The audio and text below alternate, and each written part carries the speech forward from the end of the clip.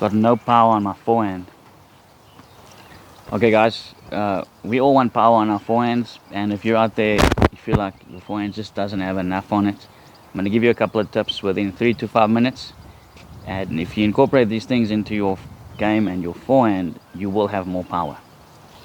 So what a lot of players do is they don't realize, but they're hitting the forehand using the arm only.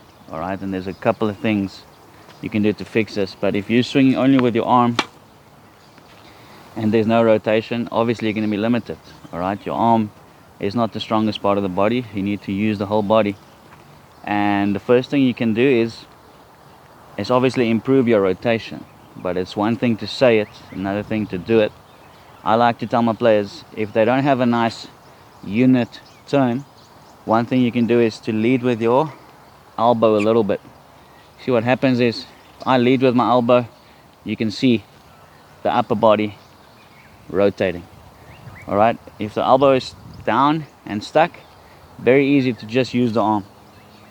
Alright, so by simply thinking, let me lead with the elbow a little bit, there's a lot more rotation, and now all of a sudden you're going to get power out of the hips because there's rotation. Another thing you can do, and this ties into the first step, they actually work together. But if you can start turning with the racket head too low, you see how it works together. If you turn with your racket low, your elbow is also low.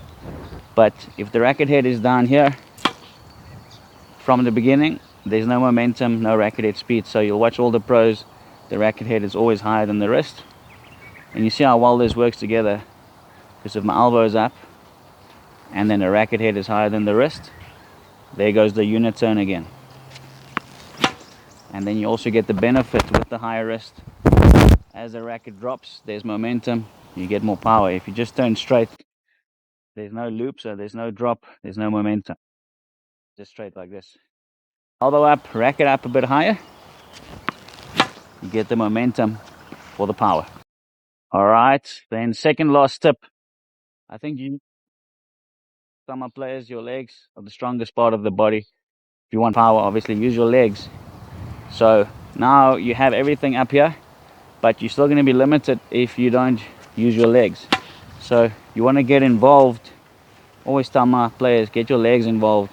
So you have to feel like you're dropping down, and then the rotation comes.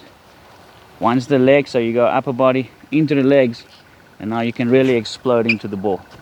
And you can do this with close stance or open stance. So you have the turn, get really involved with your legs. You start getting that effortless power with the rotation. Okay guys, then lastly, very, very important. Once you have everything in place, it's important not to try and force the power. Okay, if you use too much force, too much muscle, you might feel like you're getting more power, but there's less on the ball. So very relaxed. Don't grip the racket too hard, because you've done all the hard work, and if your hand is relaxed, then you can just let it flow into the ball because you have such a good setup. So soft hands, soft hands, boom. I know for a fact if you focus on those things, you will have more power on your forehand.